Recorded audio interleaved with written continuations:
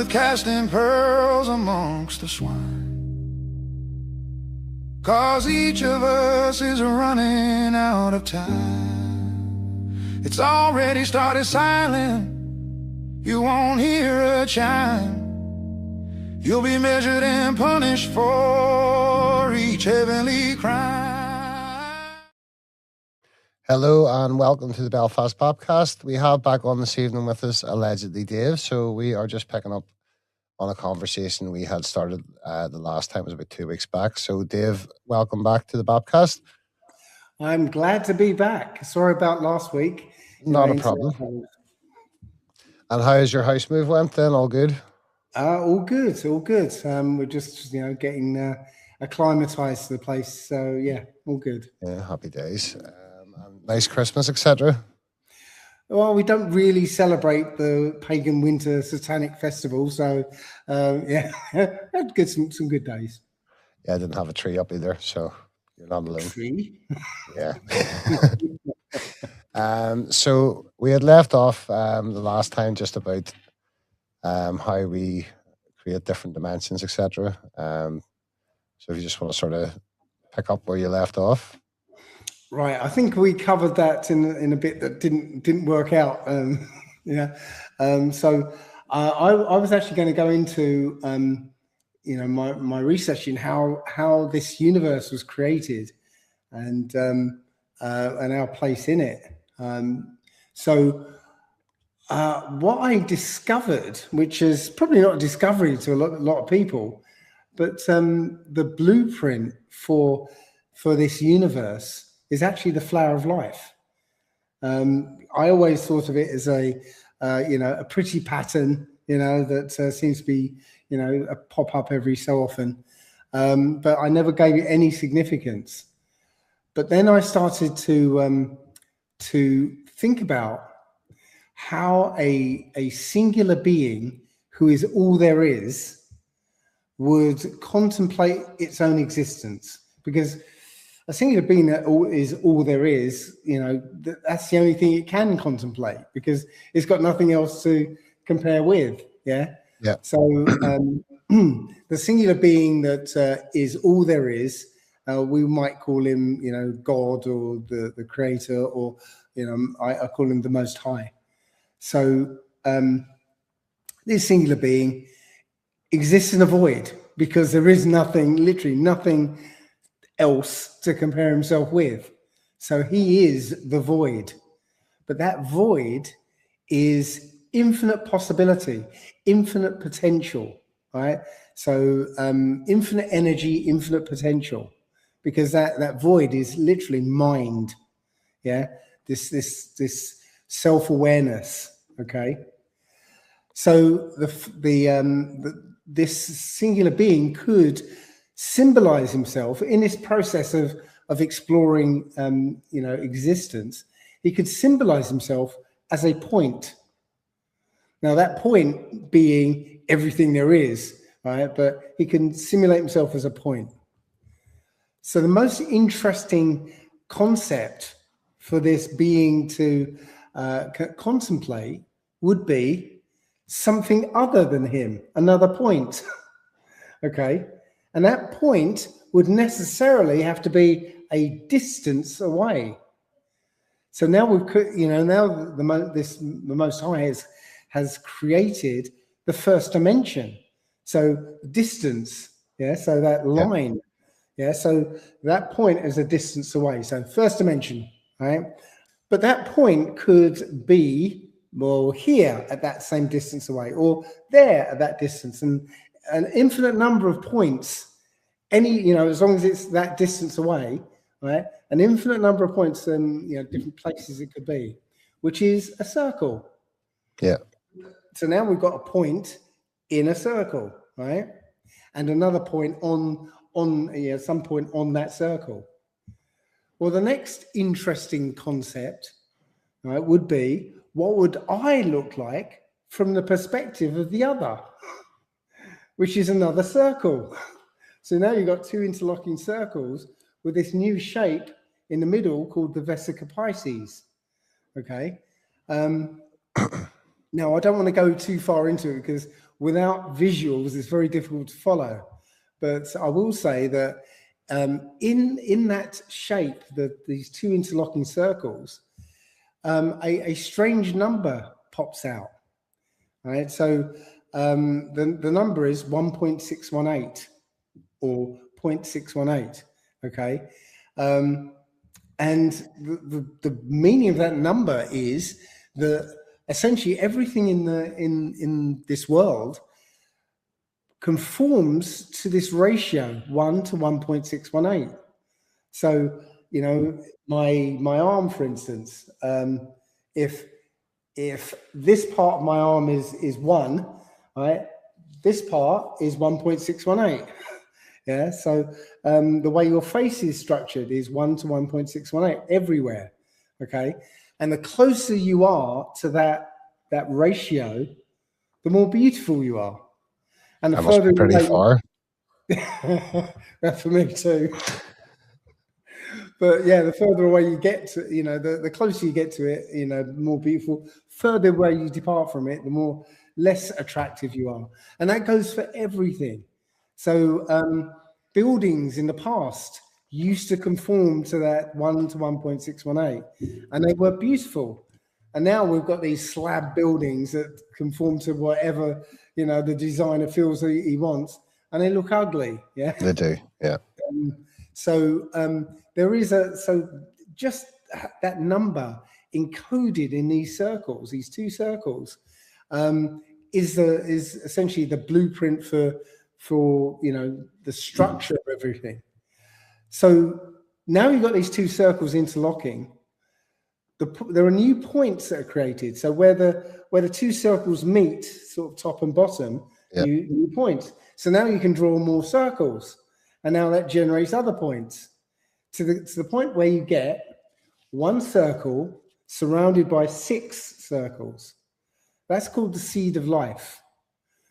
Now it turns out that every cell, every egg, follows that progression from a point, yeah, to an egg, as it were, right? Then it sort of divides. So you got the two interlocking circles, and then more cells arrive, and it follows that pattern. And to get to that pattern of a circle with 6 circles around it, 7 steps. It's the 7 days of creation. Okay, so literally life follows that pattern. Okay, and if you continue drawing circles, you end up with this flower of life. Okay, now in the flower of life is all 2-dimensional geometry. So you can draw lines, you know, between these points, and you get the equilateral triangle, you get hexagrams, pentagrams, yeah. So all 2-dimensional geometry is encoded in that symbol.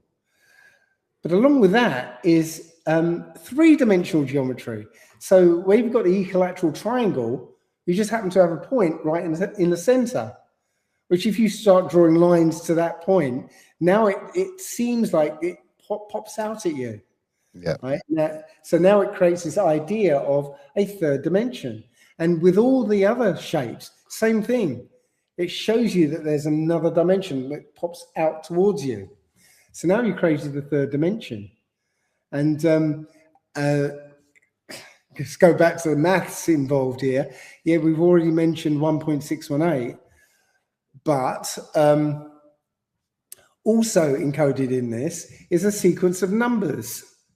Okay, again, it's very hard to describe this without having visuals, but you know, you're gonna have to do the best you can. So there's a sequence of numbers that come out of this shape, which is, you know, essentially the next number is the previous 2 numbers added together. Okay, which is the Fibonacci sequence. Yeah. And again, encoded in this shape. Now the Fibonacci sequence, first of all, it's the true number sequence of this universe. You know, we've got the human one, you know, 1, 2, 3, 4, 5, 6, 7, 8, 9, 10. That's a human sequence. the true sequence of this universe is this Fibonacci sequence, right? Because let's say all trees, as they grow, the branches appear in the sequence, the Fibonacci sequence. Everything that grows tends to follow this Fibonacci sequence. Even time follows the Fibonacci sequence, which is kind of obvious, really, because the future equals the present plus the past. Yeah, so that's how time unfolds, and that might sound like a silly explanation for time, but it turns out that there's trading software, sort of trading prediction software, that basically follows the Fibonacci sequence, and so trading patterns follow the sequence as well. So if say you've got a period of try and figure a Fibonacci number, say 55 days, okay, certain events will happen in that period, okay, rises and falls and dips and whatever, okay.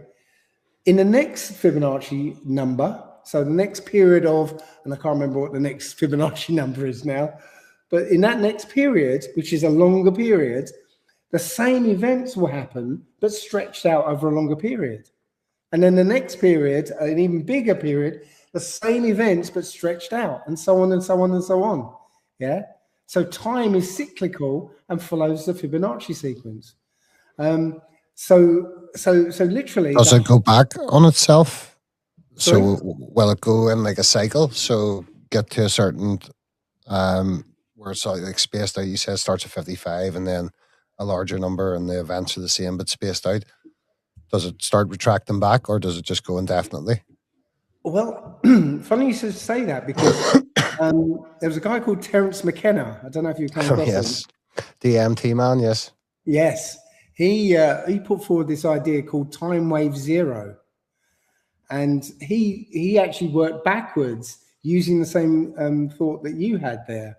And he came up with, so if you went working backwards from the beginning of time, right, it ends up at December 21st, 2012. Yeah, so it's called time wave zero. Okay. And I believe that he was right to an extent, that something happened at that time, and it's also where the Mayan calendar ended as well. And the Mayan calendar was also cyclical and based on the Fibonacci sequence. So yes, it does work backwards. Terence McKenna worked it out. I don't quite understand it myself, like where we go from that point. The Mayan calendar basically says that we are in the time of no time right now, which is interesting because somebody else put this forward, that I think for us time ended in 1999, because nothing new has happened since then. Okay, so you could look at a picture of somebody from the 1940s, and you'll be able to go, yeah, that's from the 1940s. Look at that car. Look at how they're dressed. Look at their hairstyles. Yeah, it's a unique look of 1940. Same in 1950. Same in 1960, 1970, 1980, 1990. But think about the 2000s. It's been kind of homogenous. It's just been, yeah. All cars look the same. There's been nothing new. Slightly more rounded or slightly tweaked of the design, but it all sort of, yeah. Yeah. And it's funny because, the same thing was said in the Matrix film, that Agent Smith said, this is the world of 1999. Yeah. And this was the peak of your civilization. And basically saying that we've kept it at 1999 for over 100 years. Yeah. So perhaps Terence McKenna is right and the Mayan calendar's right. We are in the time of no time. And, everyone is now feeling that time is speeding up. You know, it's not working the same way. And I think there's some evidence to back that up, where people are looking at old analog watches and stuff that they've had in a drawer, and finding that it's not saying the same time as all the digital watches and digital dates and times that are around us. So something's going on. Perhaps we are in a time of no time, and you know, time wave zero has reached us. Well, there's been a couple of theories that, like with the blocking out of the sun and a new sun going into the sky and different things I've heard, and I mean, it's theory. It's only ever going to be theory unless you can do a test to test it yourself. You know, it's the same as relying on a NASA picture to say we've been to the moon. You know, you just have to either take their word for it or do your own research. Indeed, and that is kind of hits the nail on the head, because we've been born into this world, and I personally think that as children, we literally know everything. You know, we come into this world with a complete command of our intuition, knowing whatever we want to know. But we have that educated out of us, and we're told this is the world. Accept it, accept it as it is. Right? And don't trust your intuition. That's you just dreaming stuff up. So I feel, especially with the ancient texts and stuff like the Bible, etc., there's definitely been bastardization to take away abilities, and you know, the fact that we've got a bit of rubber soul between our souls and the earth, and you know, everything that disconnects us from what we are supposed to be, essentially, which is not just two-dimensional beings. You know, there's higher dimensions. Sure. I mean, okay, there are to my mind, there are two ways of knowing something. Okay, one's a real way and one's the artificial way. So the artificial way is that you get 3 facts, okay, and then you get a story to link them together, and now you know something, right? But this is the logical left brain way of thinking. Yeah. The problem with that is that you could tell a different story to link them together, and now you've got a different knowing. Yeah, you've got an infinite number of stories you can tell about those 3 facts and give you a different knowing. The real way of knowing something is knowing without knowing how you know it, and also knowing that you know nothing. That's true, but that I think is a kind of a get out by the system.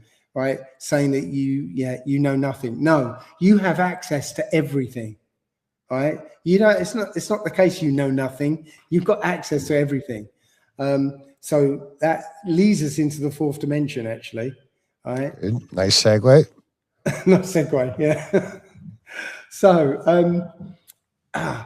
it's obviously difficult to figure out what the 4th dimension is, because we're 3-dimensional beings. So the way to figure it out, that I found, is to go down the dimensions we know and then go back up and extrapolate what the 4th dimension is. And then we can even extrapolate what the 5th dimension is. Okay? Right. So imagine I've got a cube in front of me. Okay? And I take that cube and I cut it in half and look at its cross-section where I've cut. Yeah? Now I'm looking at a flat plane, a square, okay? If I take that flat plane and cut it in half and look at its cross-section, now I'm looking at a line, okay? So if I take that line, cut it in half, and look at its cross-section, now I'm looking at a point. She brought it right back, almost. Right, so I've gone down from 3 dimensions down to 0 dimensions, okay?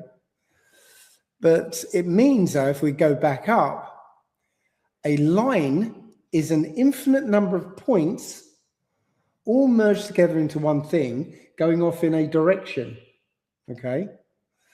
A flat plane is an infinite number of lines all merged together into one thing, going off in a different direction, 90 degrees away from the first direction, okay? Yeah. A cube is an infinite number of flat planes all merge together into one thing, going off in a different direction, right, from the other two, 90 degrees away from the other two. So necessarily, the fourth dimension must be an infinite number of cubes going off in another direction, totally different from the other two. What do you reckon that direction is? You've lost me, so go ahead. Time. Okay, because this key didn't start off as a key. At one point it was something else, and it eventually ended up as a key, and later on in the future it's going to be something else. Okay, so the good example that I use is imagine a wooden chair. Okay, yeah, that wooden chair is a three-dimensional slice of a fourth-dimensional object, right? And we're interacting with it because we're on the third dimension here. We're interacting with slices of that chair, right? Three-dimensional slices. So what does a fourth-dimensional wooden chair look like? So imagine this, okay? There's a flash of light. Maybe it came from the sun, right? And that light gets absorbed by a leaf. And that leaf helps a tree to grow, right? And eventually somebody cuts down that tree, right? And it's sitting as lumber now. And eventually somebody has an idea to make a chair. So they take that lumber, turn it into a chair. And that's when we interact with it, yeah? Slices of that object, yeah? Yeah. Later on, that chair might break, right? And end up in a landfill, right? Where over time, that wood breaks down into a liquid. And that liquid eventually breaks down to a gas, and maybe that gas will ignite and become a flash of light again. Yeah. So would the fourth dimension only apply to organisms? No, it applies to everything, right? Because everything isn't a thing; it's a process. Right? So that whole process is that fourth dimensional chair. Okay, but in the fourth dimension, that whole process is all together, all happening at once in one place. Okay. Okay. Very difficult for us three-dimensional beings to get our heads around that. Even though the direction is time, time is not really an object in the fourth dimension. It is. Let's call time changeability. Yeah. Okay. So as I said, the whole of reality works that way. So think of reality like a 3D film strip. Yeah. So there isn't all this motion or changeability. What it is static frames of reality, just like a 3D diorama. Yeah. So static frame for one moment, right? And then the next moment you get almost exactly the same static frame, but slightly tweaked, just a tiny bit. And then you get the next frame, which is again slightly tweaked, and so on. And they're going by so quickly that we see it as smooth movement. So literally every moment is like 10 to the minus 44 seconds. With that knowledge, then are you able to mess with reality? So the likes of like the Mandela effect, for example. There you go. Because here's the thing: there's also the observer effect. Right now, this we're not separate from this, because everything here is the product of one consciousness. As I said, that process of creation, and which is symbolized by the flower of life, is the Most High contemplating himself, contemplating existence, which yet ends up as a creation of a universe, which this is it. There isn't space and other planets and whatever out there. This is the universe. Okay, it ended up in the creation of this place, right? And the spawning of us down here to experience this place, to experience existence. Okay. What dimension would the likes of spirits and things like that fall under? Likes of what? Like spiritual beings, if you believe in them, like what dimension would they fall into? This is a difficult one because again we don't really understand how this works, but I would actually say they would be on a dimension of like, let's say 3.5 or something. Because why I say that is because you can enter the fourth dimension, right? There are ways you enter the fourth dimension. We all do it. But there are artificial ways of entering the fourth dimension using drugs, drink, certain spiritual practices that will get you there, okay? Like astral projection, stuff like that. Yes. The thing is, if you go in naturally, you go into this space, this fourth dimension, right, with full control, with full command, okay? And that you're the only one there. Would it be like a creator? Sorry? Would it be like, for us, almost like a dimension for creation where we can create and interact with the other dimensions? Yeah, you're going way ahead. Yes. Okay, sorry. But yes, so when you go in naturally, you're there on your own, okay? When you go in by artificial means, you now encounter other entities, and the Old Testament tells you who those entities are. They're the Nephilim spirits, okay? And they don't have your best interests at heart. Let's put it that way, okay? No. So we inhabit two different dimensions simultaneously, okay? But our focus can only be on one at a time, right? So right now, you're in the third dimension and you're focused on the third dimension, right? You're looking at me and I'm looking at you. We're focused where we are now, okay? Yep. Here and now. But at any time, you can shift your focus to the fourth dimension. How do you do that? Well, you might get to a point where I'm droning on and you're going, oh, well, bloody hell, wish you'd shut up. And you'd be staring out the window, right, thinking of something else. You're now in the fourth dimension. Your focus has shifted into the fourth dimension, right? Just think of a time when you're imagining something, right? Let's say you were designing something in your head, right? You might be kind of looking up at the ceiling, right? But even though your eyes are pointing towards the ceiling, are you seeing the ceiling? No.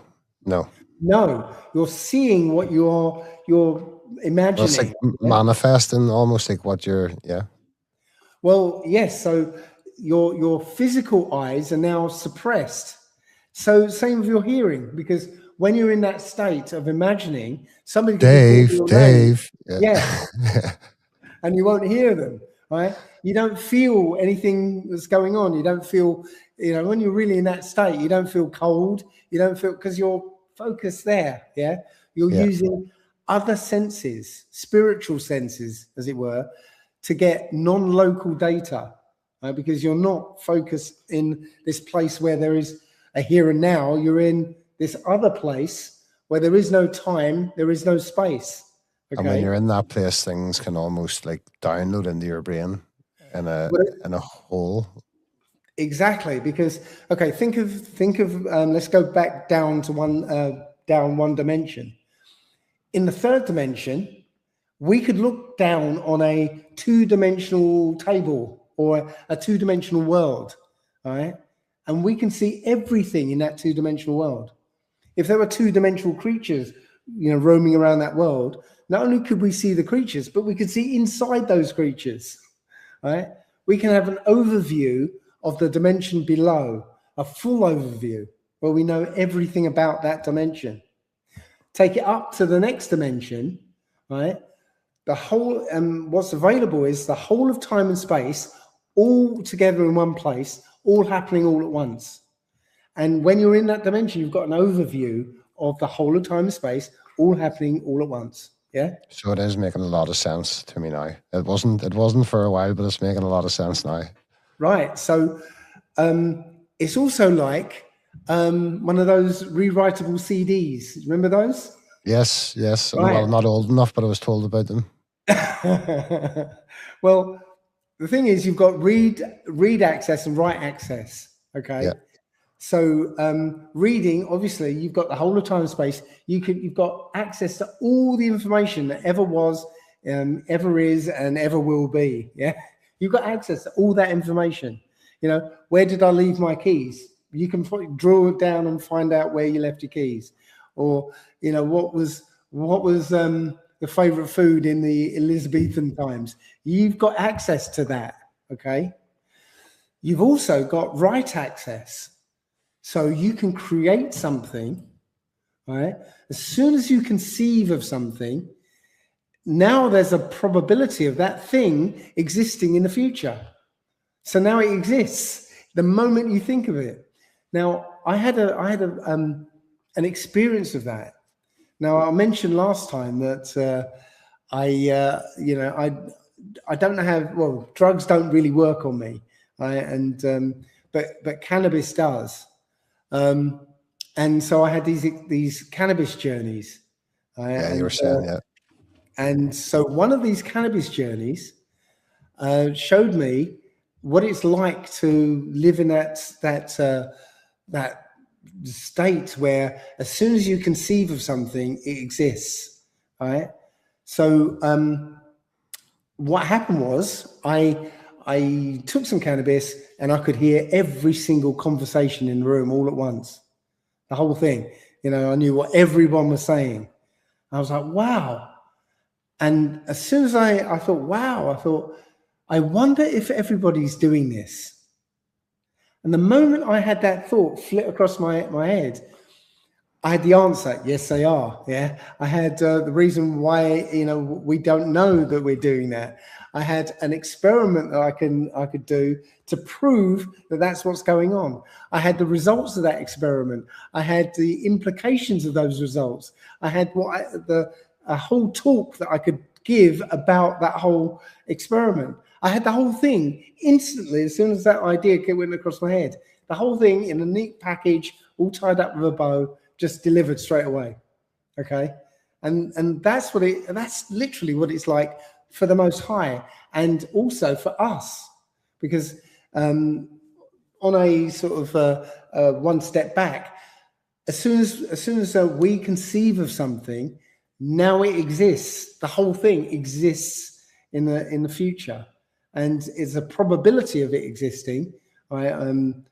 Yeah, the more you think about it, the more you concentrate on it, the higher the probability gets, until eventually it's right in front of you. Yeah. So obviously the obvious question remaining then would be, when you have like acknowledged the fourth dimension, you understand it, then what is the fifth, looking down on the fourth? Right. So when I I'm not going to keep just asking what's the sixth, what's the seventh. I'm intrigued. No. So when I first gave the talk, I would say that I've no idea what the fifth dimension could be. Yeah. But somebody came back to me and said, why don't you apply the same logic that you applied for the fourth? So I did, and I thought, oh, it's obvious. Okay. So remember, the fourth dimension is an infinite number of cubes, all merged together into one thing, going off in the direction of time. Yeah. Yeah. So the fifth dimension must be an infinite number of those, things, which is the whole of time and space, all happening all at once. An infinite number of those, right, all merged together into one thing, going off in the direction of probability. So every possible permutation is played out in a completely different universe. So I have hair in another universe with... Yes. Yeah. Or, in another universe, you had a banana instead of a bowl of cereal this morning. Yeah. Yeah. And then so time unfolds slightly differently in that universe. So do you feel that the fifth dimension and the fourth, well, obviously, are all always ongoing at any given time? Again, every dimension is happening simultaneously. Just like as soon as the Most High conceives of the idea, it already exists. Okay. And are they fucking with that with CERN, do you think? I believe so. I believe they're opening dimension 3.5. You know, I was mentioning what that is. Tearing the veil, or whatever you want to call it. Yeah. So these entities exist in kind of the fourth dimension, but in a lower level of it. That you know, when we go into the fourth dimension, we are at a level that they can't attach to us, or they can't reveal themselves to us, or whatever. Yeah. Yeah. So they're in the kind of, this is the way I conceive of it. They're in a lower sort of sub level of the fourth dimension. But I think, you know, CERN is trying to rip a hole into that dimension to let these things back in. Right. But I was going somewhere before you asked that. I can't remember where I was going with that. Yeah. So you were saying it was an infinite number of possibilities. So in another universe. Right, yes.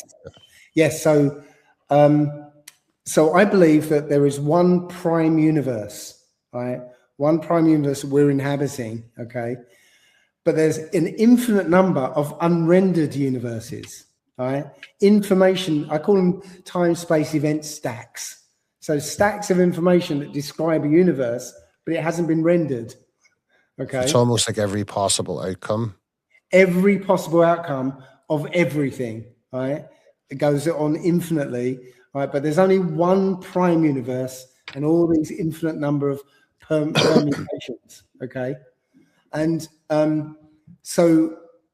okay, so to give the example, I think we mentioned it last time about car parking space and manifesting a parking space. Yeah. So to modify what I was saying last time, when you choose that parking space that you want, right? What happens is, and you're not doing it consciously, but what happens is we've got the prime universe, and in that prime universe, you don't end up with that parking space, right? Because I've skipped a lot of stuff, but let me go back a bit. In the 3D world, it's deterministic. You can't change anything, okay? Because you have okay, your personality can be reduced to numbers, so that I know I can give you a stimulus and I can predict the result. Okay, so I can take that personality profile, give you a stimulus, and I can predict what the result's going to be. You know, with a probabilistic kind of accuracy. Okay, so your life is mapped out in the third dimension in probabilities. So there's a probable life path for you already set. There's nothing you can do about it. Yeah. But when you go into the fourth dimension, you can change it. It's very much like if you think of the whole of time and space like a kaleidoscope. Yeah.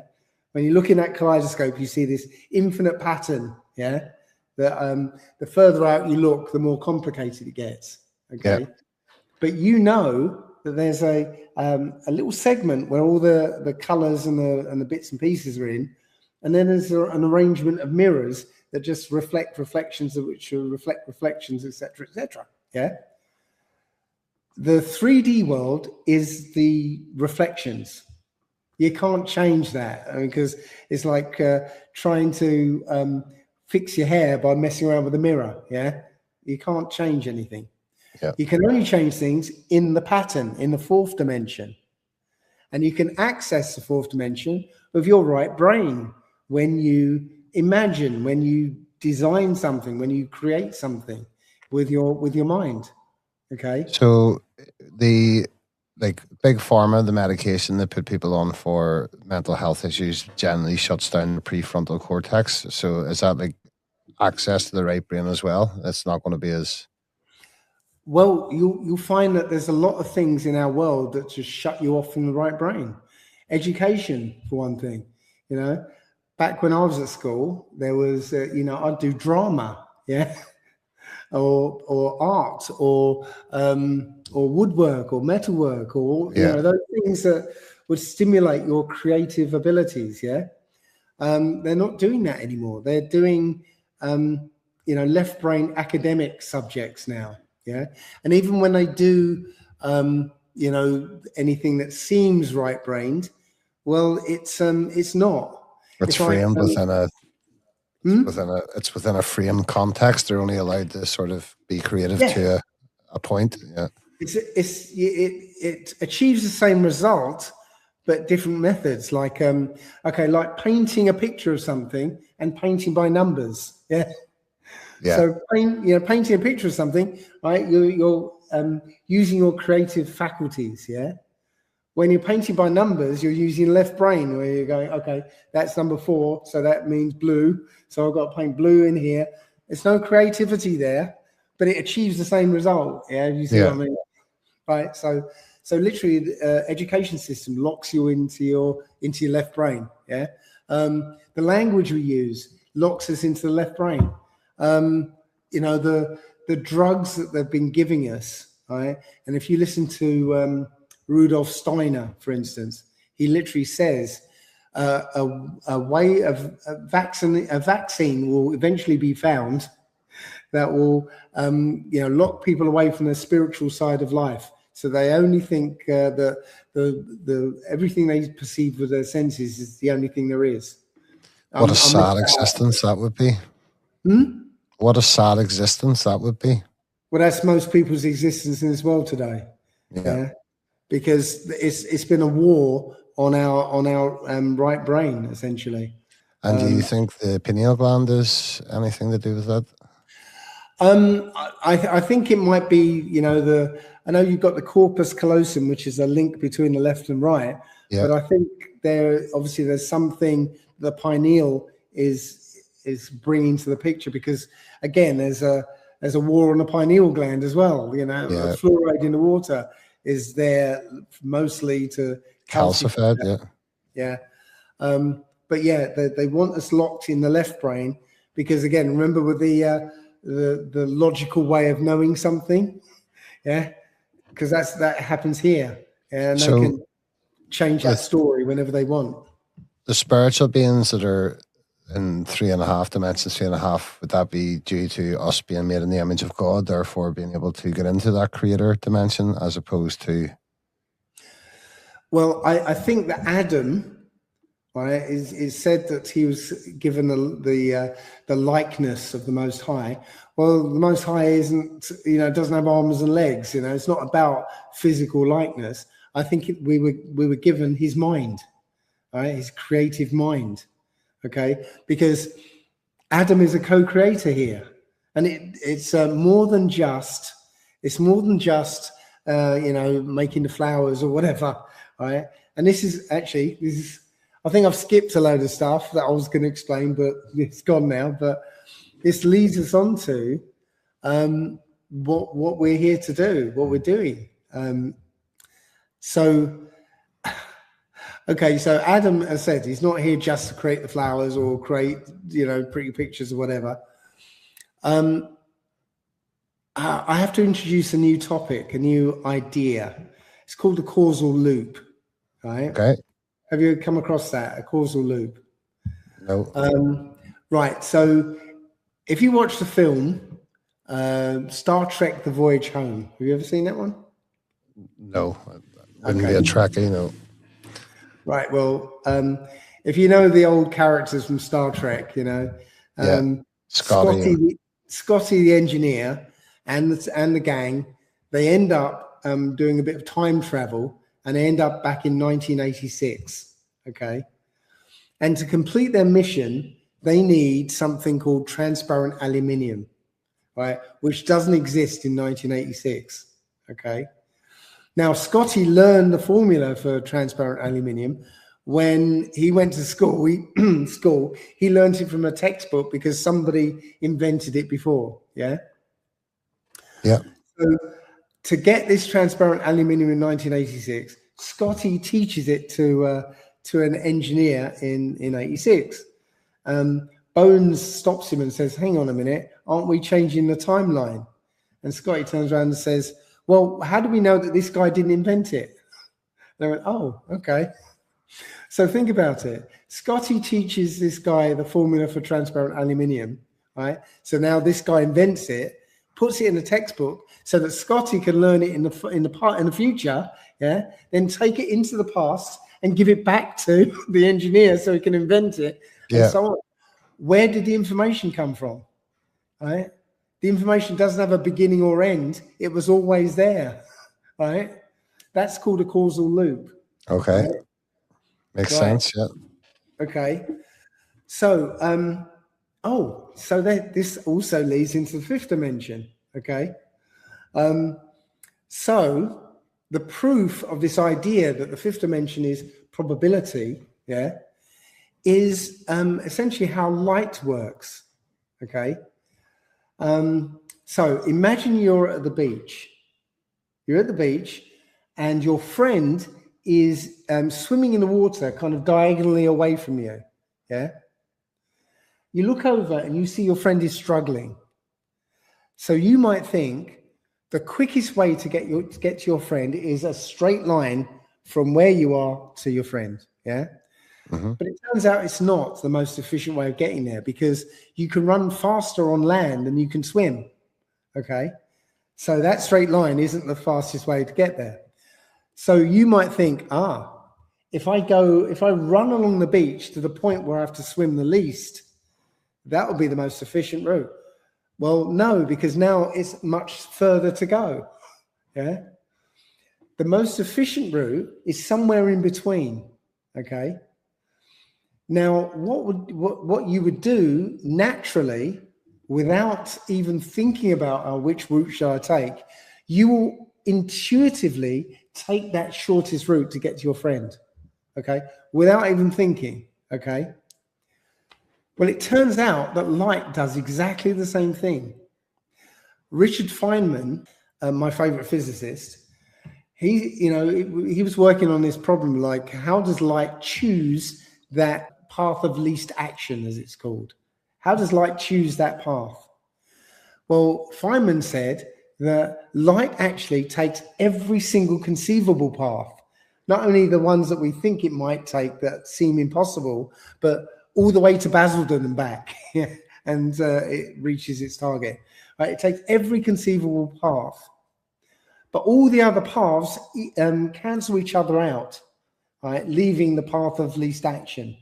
Okay, and there's an experiment that's I show in the talk that actually proves that's exactly what happens. Light takes every conceivable path, even the ones that we would consider impossible, right? This experiment shows that light bouncing in ways that it's impossible, right? But literally ordinarily, all these other impossible paths cancel each other out, leaving the one path, okay? But it kind of leaves the question unanswered. How does light know which path not to cancel out? Okay. Well, are we even able to conceive that, Well, here's the thing. So I got the visuals from a video where somebody's explaining this thing, and I cut out the bits I wanted for my talk, but I never watched the whole video. So one day I actually sat and watched the whole video, and the rest of it was the quest for these scientists and mathematicians to figure out why light is choosing that path. And it went through lots of different people, but eventually they figured it out. They figured out why light should always take the path of least action. But the thing is, as soon as we figured it out, that's the way light would always travel. It's a causal loop. Because we figured out that's the way light should travel. That's how it travels. That's the way it travels. Because, again, in the fourth dimension, time isn't real. Right? So that would bring us back to for a biblical statement, there's nothing new under the sun as such. Every possibility is here, and every possible thing has already been done. Exactly. And, we're in this position, focus on the third dimension, where we have to step through time, one moment at a time. But, everything has already happened. Every possible thing has already happened. Yeah. So, so going back to the car parking space, right? So deterministically in the third dimension, right? Without you asking for that space, you know, you're going to get to Tesco's and somebody else is going to be there. But as soon as you ask for that space, what you're essentially doing subconsciously is finding the next universe where you end up in that space, okay? The closest one to this one, so the path of least action, yeah? And what that means is that part, that new part, that new future, should we say, had a divergent point from the one you're already on. So that divergent point might have been this morning when you chose a banana instead of cereal, yeah? So like the butterfly effect. Yes. So when you chose to get that parking space, now your choice was the banana instead of the cereal. And now that leads you to that space. So you've essentially grabbed hold of a different universe, yeah, an unrendered universe, brought it into this one, and now that universe is rendered. So there's people that do that without even comprehending that's what they're doing. Without comprehending, all right? That now I believe the system has learned to create technology to mimic what we can do naturally.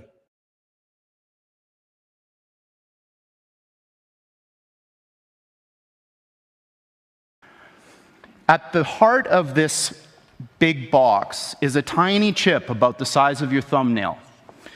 And on this chip resides all of the wonder and magic that makes this thing go. I'm not going to describe in any mathematical detail how it all works, but let me give you an analogy. In quantum mechanics, there's this concept that a thing can exist in two states which are mutually exclusive at the same time.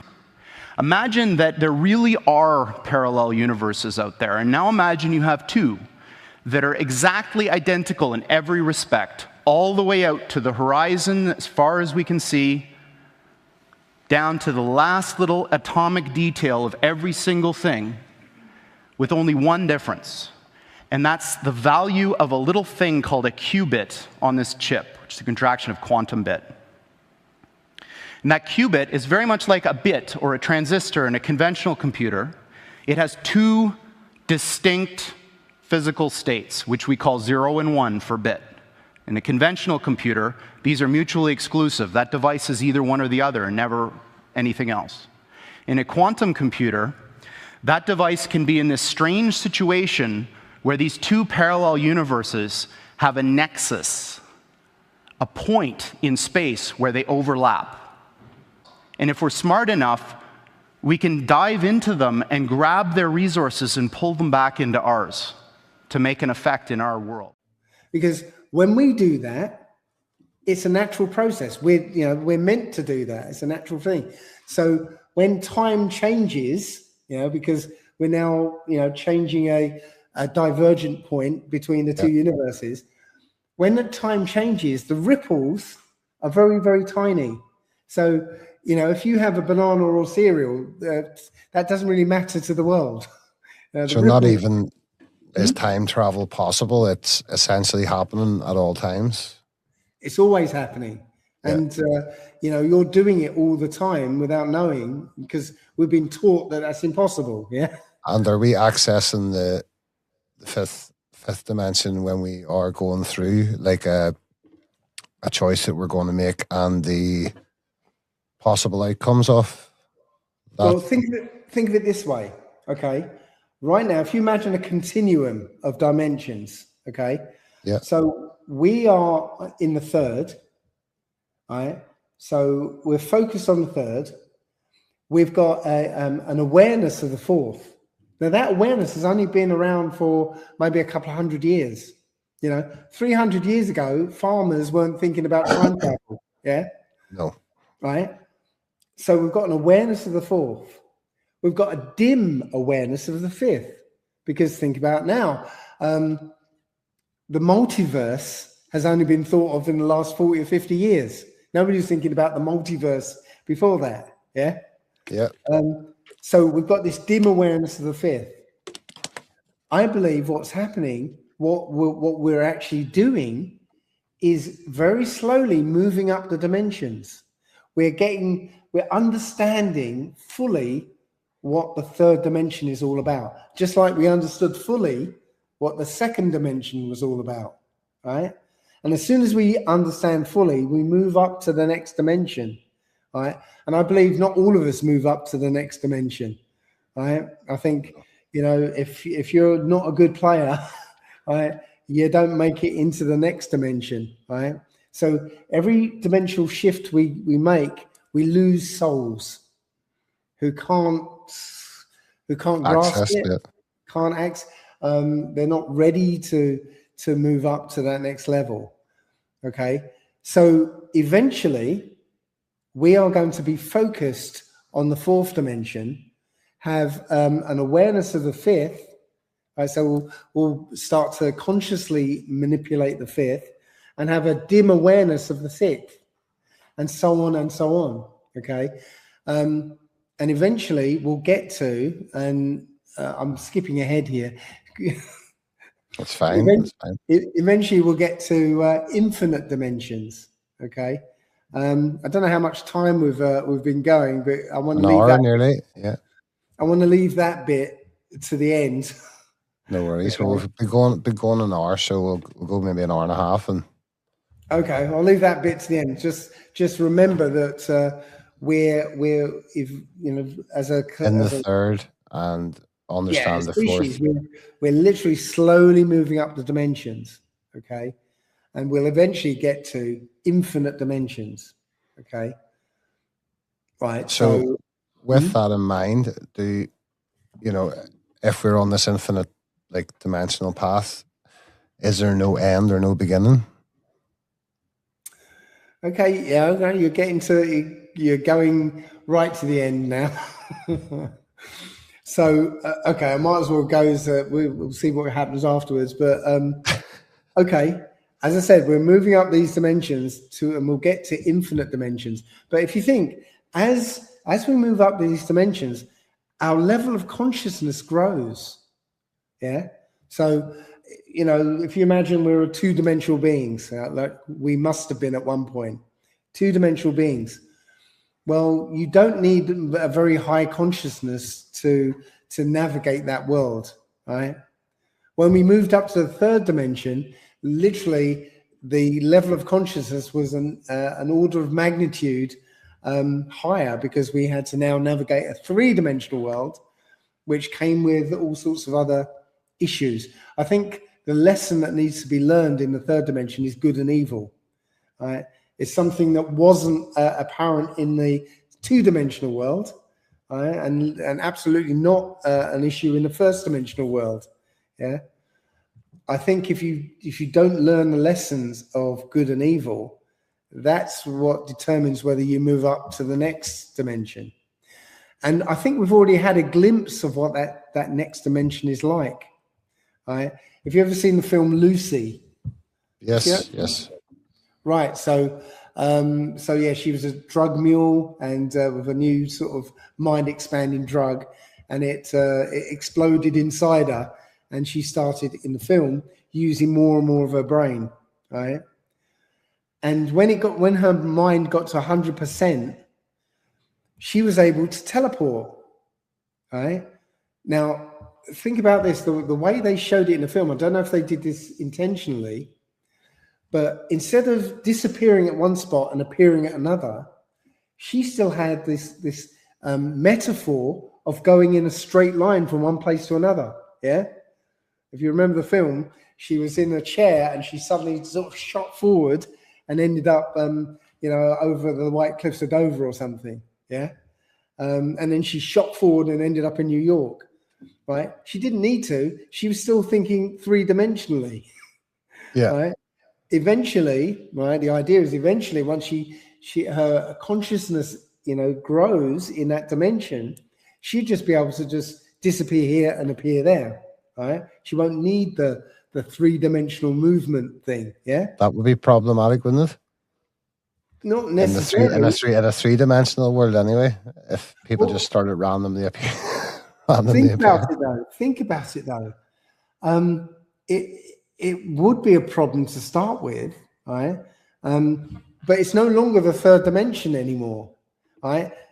The third dimension in that world has already happened. Now you get to play in it.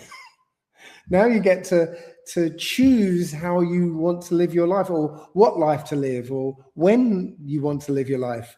And doing it with the ability to teleport or have mastery of space and time. Yeah. Look, just like Lucy did when she mastered the teleportation bit, she started manipulating time. So she could go, and one bit they showed in the film was she appeared in front of some Red Indians, right? But they could see her, and she could interact with them, right? So she could have just said, "Oh, I want to live in that time." So she'd appear there and now live a life in that time. Yeah, imagine that kind of existence. Again, we can't imagine it because our level of consciousness isn't there yet. But when we get to that dimension, first of all, we'll be like Lucy, thinking three-dimensionally, and then we'll get out of that thinking, start thinking fourth-dimensionally, and then we master that dimension, move up to the fifth dimension. So what was once concept becomes tangible in the fourth? Yes. Yeah. And again, I think eventually, you know, as we move up, we lose souls, right, who can't make it in that dimension. And eventually we get to infinite dimensions, and there'll be one soul left. And that soul will give rise to the Most High, who will then create a universe so that he can explore existence and learn about existence so that he can create a universe and learn.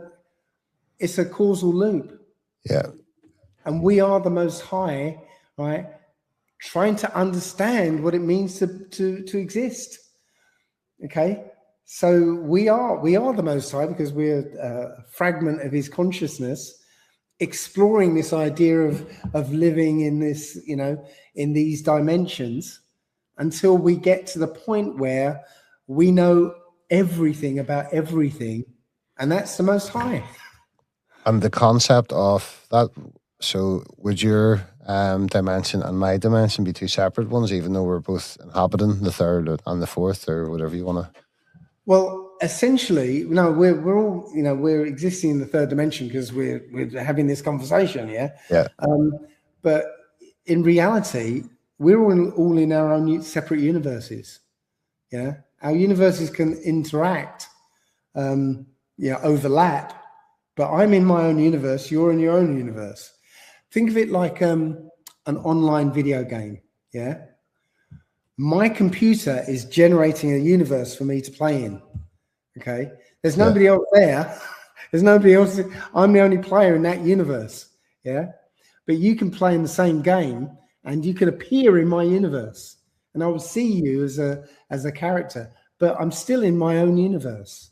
And would that be the reason why it's imperative to understand good and evil, so we're not interacting with others' universes negatively, and they're able to, because if you make a decision to pick up and, well, again, we're looking for example, and stick it in somebody, you're very adversely affecting their reality. Yeah. Well, if you think about it again, in terms of the path of least action, yeah. The most optimum path. Well, the most optimum path in life is good. Yeah, evil never really isn't really the an efficient way to live. Let's put it that way. All right. Cooperation and good are the best path, and that's part of what learning about existence is all about. The Most High isn't really concerned about good and evil as such, right? He's trying to explore what is good, what is evil. Yeah, The Fibonacci sequence maybe would come in where I was saying about reversing it. So, like, whenever you had periods like Tartaria, where they seem to have a higher level of consciousness, a higher level of understanding of frequencies, and were they accessed in a dimension that we currently can't? Right. I think, okay, so this wasn't the first civilization. This isn't the first civilization. We know that, again, I don't think Tartaria is this place in, Ukraine, and it was this massive empire. I think that was what we call Tartaria is the world's architecture. Right? The previous civilization had it. If we had access to our full faculties, that's how we'd build. We'd be able to build it. Yeah. Yeah. So sorry, what was the question again?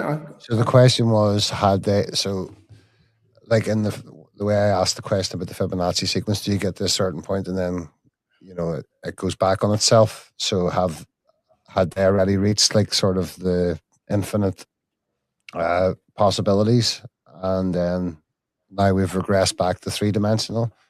Right. Well, I think what happens in each dimension, I think we actually do what we know as the hero's journey.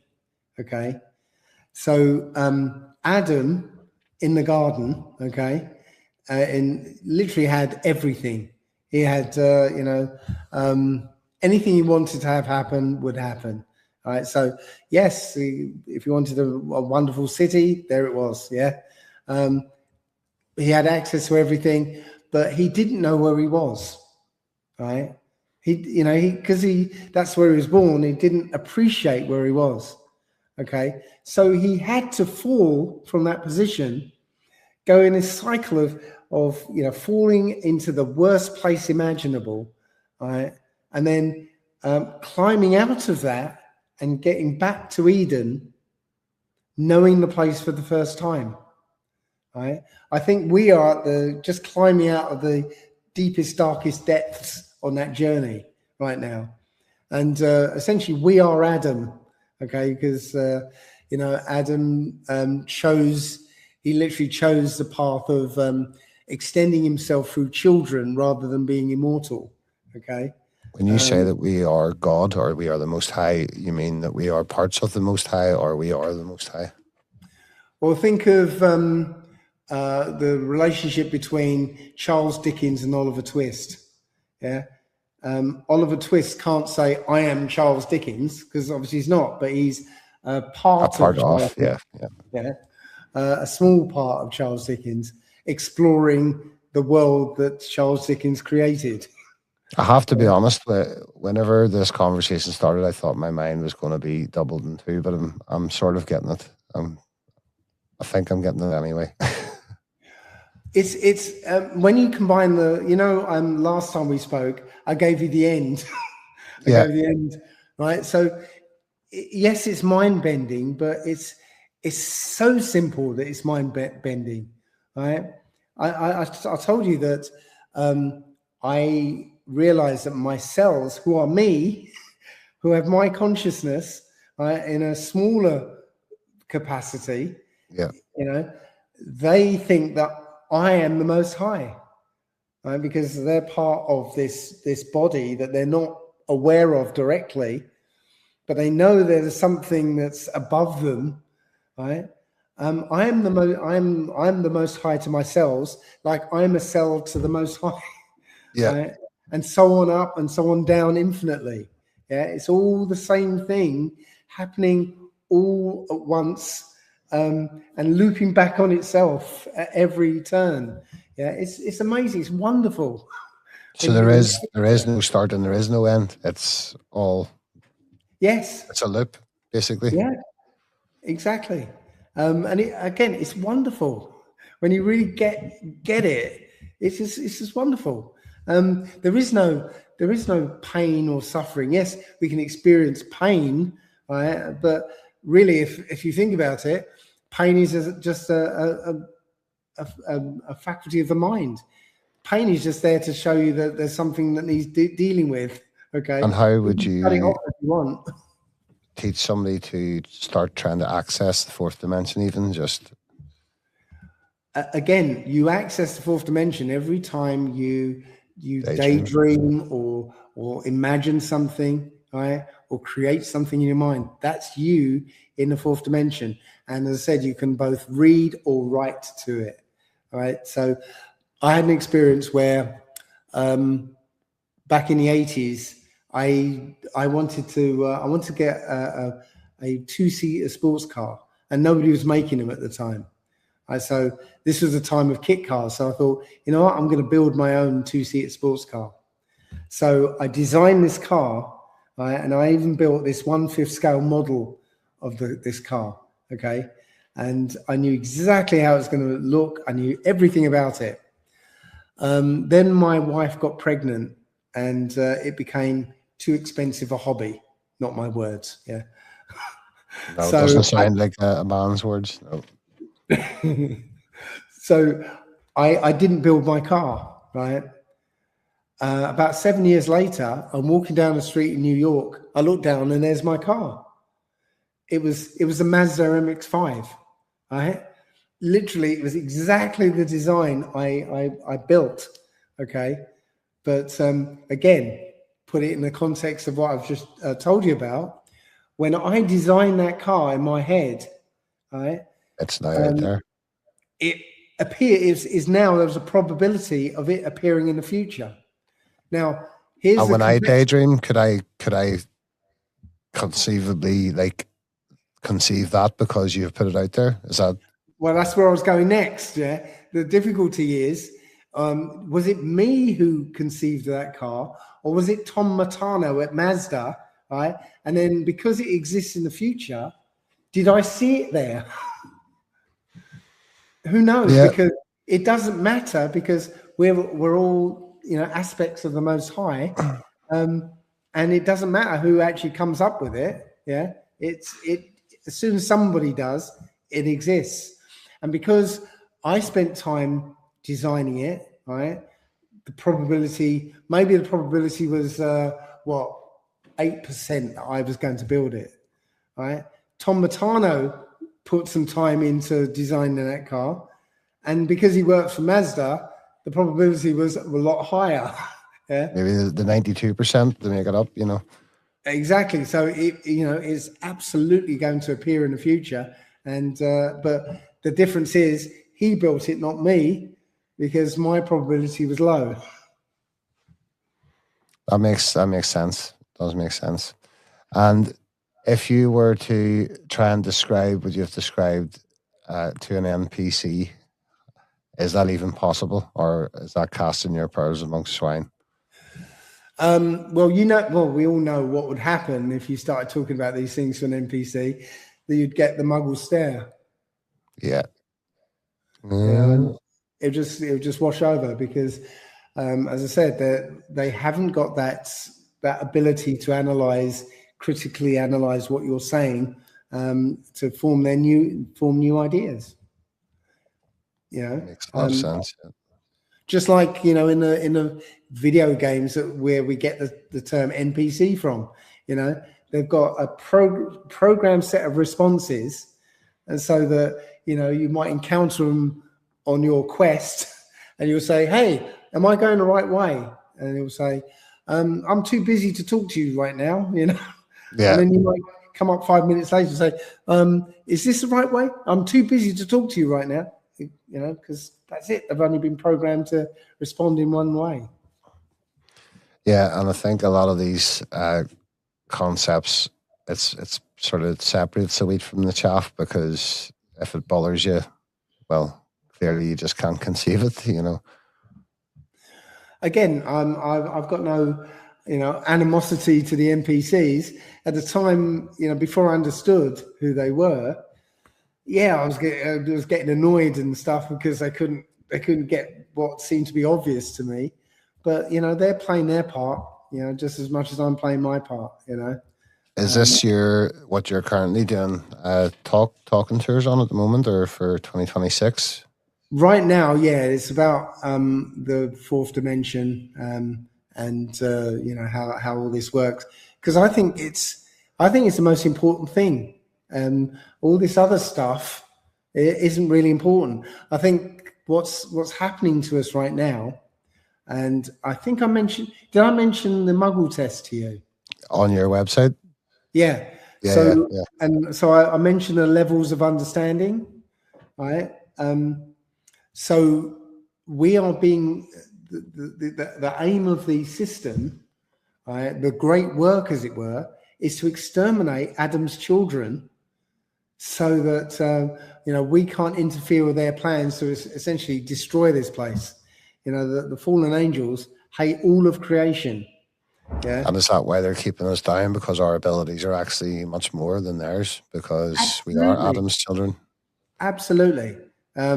We've got this, you know, according to the Old Testament, the breath of life was you know, blown into our nostrils.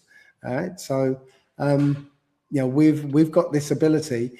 They've worked really hard to separate us from that ability, right? So that they can subdue us. Right, and put us where we are now, where we're dependent on them and dependent on the way they think, right? And we're stuck in this mode of, you know, this left brain mode of, you know, we're tiny little individuals with no power, and we have to accept, you know, the world as they see it.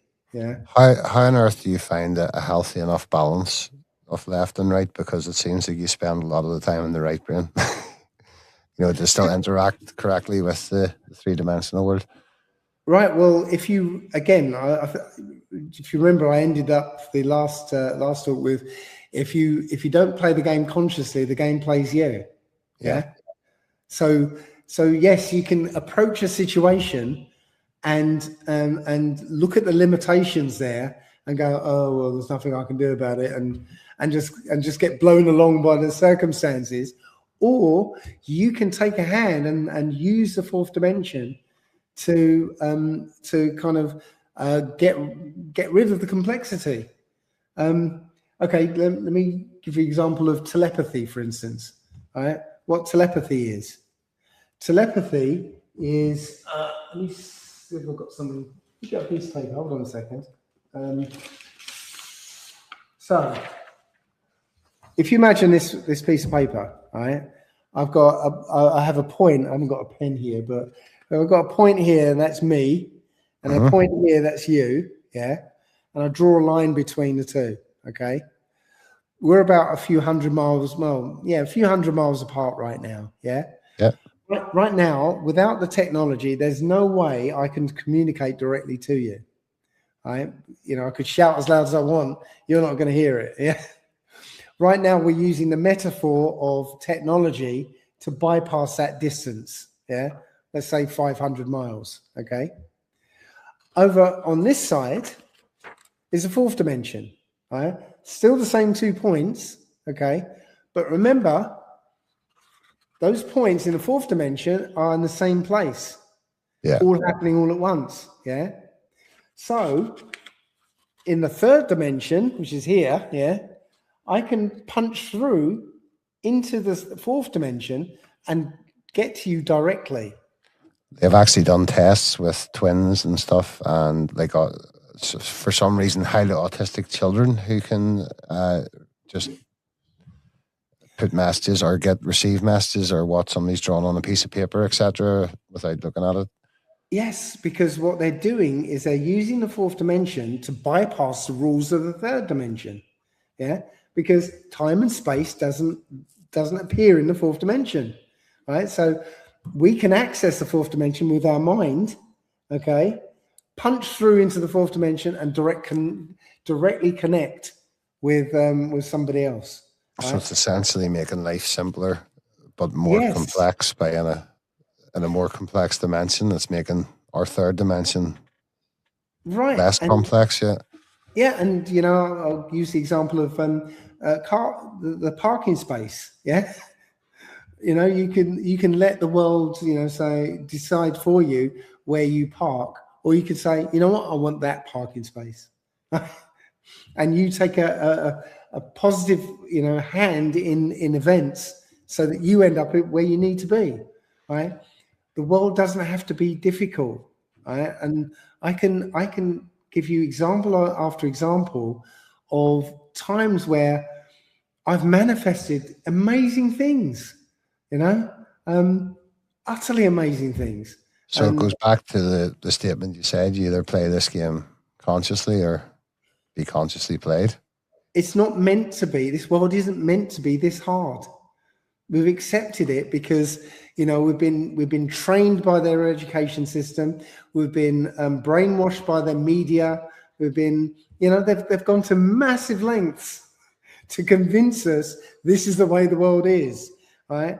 And they want you to, when you actually accidentally realize that actually the world doesn't work like that, like manifesting a car parking space, yeah?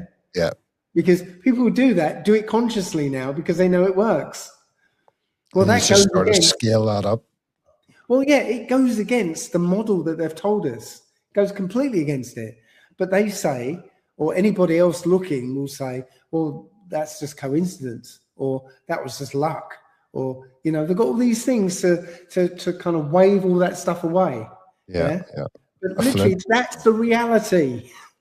And if you just open your mind enough to go, okay, I'm going to accept that this is the reality and I can do these things, well, then you're going to start to actually consciously manifest what you need to have in this world. Yeah. And I believe this is the Great Awakening. This is the Great Awakening that's happened or is happening right now. They've tried to hide it with things like The Secret and all that. I was about to say, have they used the likes of The Secret as a framework within which to once again block you off into the three-dimensional world because it's only you're manifesting. It's not, you don't actually have control over it as such, but you do. Well, with The Secret, it's telling you an incomplete, it's giving you, again, like anything else, 80% truth, 20% bullshit. Yeah. And the 20% leads you away into, in oblivion, let's put it that way. So for most people, The Secret doesn't work. For most people, these new age practices don't work, right? Yes, 20% of people might get results, but everyone else can just write it off as chance. Yeah. Right? If you learn how to do this, it's that you'll know, right? You'll know your intuition that this is actually real. Okay. And now you can take control of your life. Right? You don't have to wait for a coincidental person leaving the car parking space that you want. Right? You can say, I want that one, and you'll get it. I want to be able to do this, and it will happen. For me, I literally designed my life in my 20s and I lived it in my 30s. I didn't know I was doing it, but that's what happened. Yeah. I wanted to be a computer programmer. I no experience, no knowledge, no qualifications, no nothing. Okay. So I applied for a job in British Telecom. Okay. Who at the time were the only ones really doing that sort of thing. And there were two jobs. One was a senior level manager, which I'd had no hope of getting. Yeah. Senior level manager. And the next job was a help desk worker. And I thought, well, you know what? If I take the help desk worker job, I can maybe work my way up to being a programmer. Okay. So they were having a job fair at this large building. One side of the building was for the lower level jobs, like the help desk worker. The other side was for the, the senior jobs, right? I went along and I went to the wrong side. My mistake, went to the wrong side.